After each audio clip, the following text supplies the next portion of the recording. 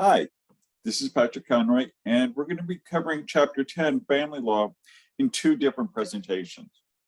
It's a little long, so I wanted to break it up.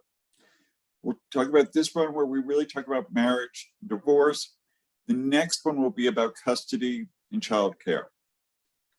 So let's launch into marriage. Now, it's very, I strongly advise, couples before they get married or when things are going good in the marriage to come up with a prenuptial or an antenuptial agreement. Prenuptial is before the wedding takes place, antenuptial is afterwards. It's nice to be able to resolve these issues while you still like each other, rather than battling about them in a divorce. And it's just a simple contract that provides for the division of property rights at the time the marriage ends, if the marriage ends. Resolves concerns that prevent parties from marrying sometimes. That would be a prenuptial. And the reassurance that reasonable terms are prearranged. Now, some basic requirements for marriage. Both parties have to have capacity and consent, of legal age to marry, and legally competent. Now, what that legal age is varies from state to state. In some states, there's one age if they just want to get married, then there's another age with parental consent, or sometimes they have to go to a judge to get consent. So that can vary from state to state. We're going to have an assignment in this chapter where I want you to look up the requirements for marriage in Louisiana. Okay, marriage license. I don't know if any state really does that blood test anymore, but it used to be part of it. And there is still a waiting period. You get your license, both parties have to go in to get the license. And then you're supposed to wait. And this will be part of the assignment. You will tell me how long the waiting period is. And you have to marry in front of one who is legally permitted to acknowledge the marriage. I will tell you right now, in Louisiana, it has to be sort of an ordained minister, but it's very easy to get ordained. You don't have to be actually part of a church. You can look up on the internet, Universal Life Church, and you can get ordained, over the internet just by filling out a form and paying $20 or so.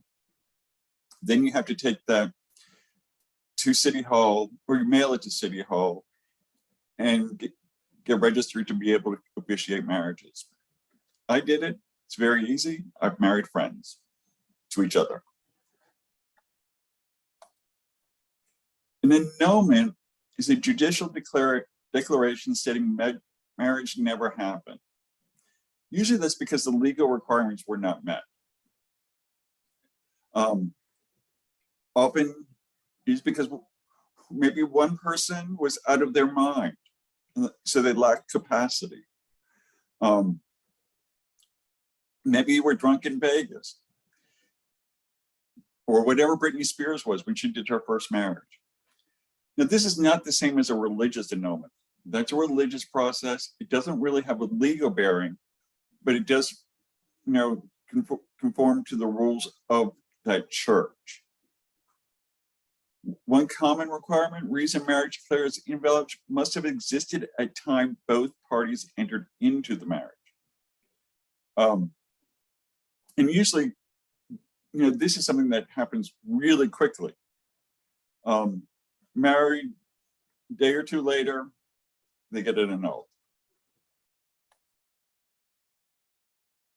Common law marriage. Now, in a common law marriage, and some states have common law marriage, Louisiana does not. There's no formal license, and legalized vows aren't important. No public record is made. It's something they decide after the fact. And then some of the determining factors Did the parties hold themselves to the public as married? Did they cohabitate? Did they file joint tax returns? And does their conduct indicate intent to marry? As I said, we do not have this in Louisiana. The court has been very clear that if you want the benefits that come with marriage, you have to be married.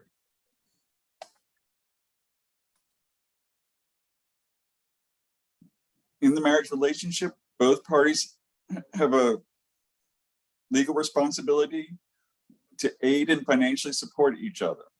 Food, shelter, clothing, the basics is what's required. In the case of a divorce, there might be alimony. We cover alimony a little bit more later. And any debts incurred during the marriage, both equally share. And it's not like one person has to pay 50%, the other person has to pay the other 50%. Until that money is paid, both of you owe the full amount. So they can go, so the debtor can go over after either party.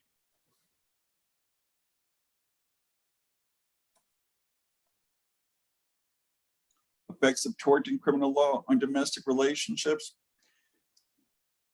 Less often today than perhaps in the past were third-party actions against the marriage, where they actually sue people for interfering with their marriage. Most commonly by having an affair with one of the people involved in the marriage. Domestic violence, marital violence. The only difference between domestic violence and marital violence is marital violence specifically between a husband and a wife, where domestic violence might be, someone who's in a relationship or children, or you don't even have to be living together for there to be domestic violence. Ending the marital relationship. Okay, well, it didn't work out. So first we have to figure out which court has jurisdiction. And this has to be decided before the marriage is terminated. And so the declaration must come from the court with the jurisdiction of the suit. The most common thing is they look at the residency. But that can not always be as easy as you might think. One person might move away, be in a different state, and then say they want to get a divorce. So there are a variety of factors that can play in. At one time, divorces were very hard to get. And there were long waiting periods. It could be years. So that's when people started going to Nevada and setting up residency in Nevada. And they would have to just live there 6 months, I think. And then they could get a quickie divorce. Well, in other states, they would have had to wait years. They might also look to see where the children of the marriage are living to determine jurisdiction.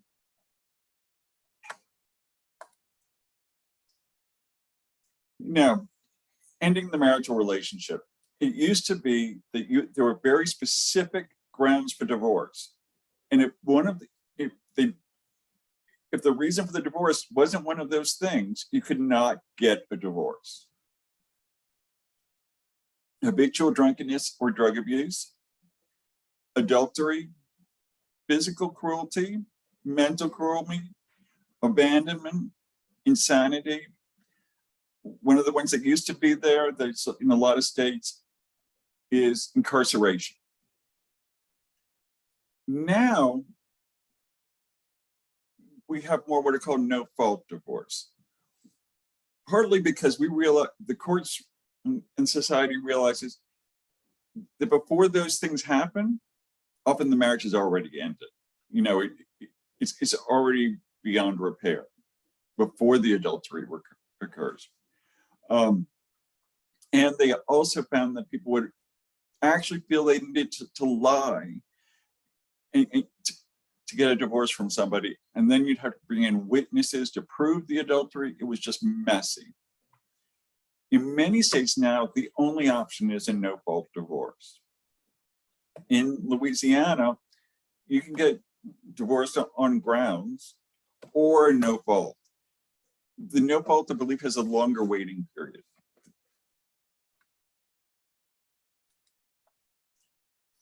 First, there should be the legal separation. And that should be a legal document filed with the court determining custody, visitation, financial support of minor children, who's going to live in the marital residence, the responsibility of debt, and alimony. Whether it's, they might come up with just one amount for the alimony during the separation while they negotiate what the long-term alimony is. So it's more like spousal support during separation.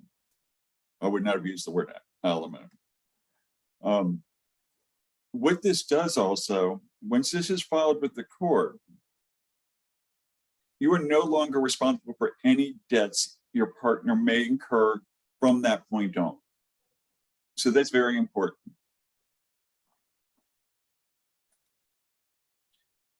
And temporary orders, this is basically, the court can actually decide what the temporary spousal support should be, or it could give you restraining orders. Okay. One person can't be stalking the other person. It must stay 100 yards away at all times. Or preliminary injunctions. You cannot sell this until the divorce is finalized. Various ex parte proceedings, which just means it's not in the court. Property and debt division. Property settlement. Now, there's some states that are called separate properties, and some that are called community properties. Usually those states that at one time were either under French or Spanish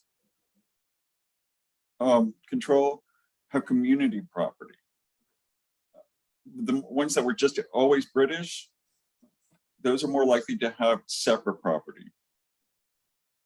And in that, all property individually owned before marriage is not joint marital property, but everything else is. In community property states, property acquired during the marriage through personal earnings is presumed to be marital property. So let me sort of like explain how this would work out in Louisiana. One person has $1 million. The other person has $20. When they get married, let's say the marriage, doesn't last more than a couple of months. They would each still have that same money that they went in with. The one with $20 doesn't get $500,000. However, if somebody earned $1 million during that first year of marriage, that would be split 50-50. So it's sort of what is earned during the marriage is what is community property.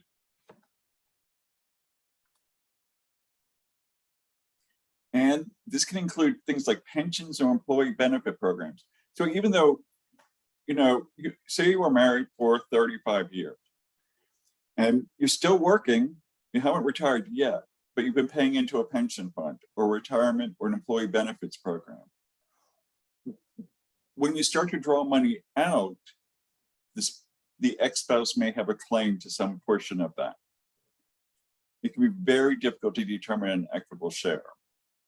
And the parties do remain bound to each other. In order just to end all that, one party often offers to buy out the other's interest. It's like, with something like a pension, you don't really know how much it'll pay out in the end because you don't know how long somebody will live. So they might just pay off part of the cash value if they were to cash it out.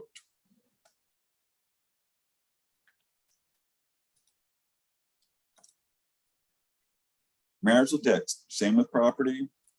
The debts that someone comes into the marriage with, they are still the only one responsible for. Debts incurred during the marriage, both are responsible. Credit card debt incurred from the date of marriage is considered joint debt, even though sometimes it's hard to get the spouse who did not incur the debt in question to actually make the payment. They're going to fight that. But legally, they have a right to get it. Spousal support. Okay.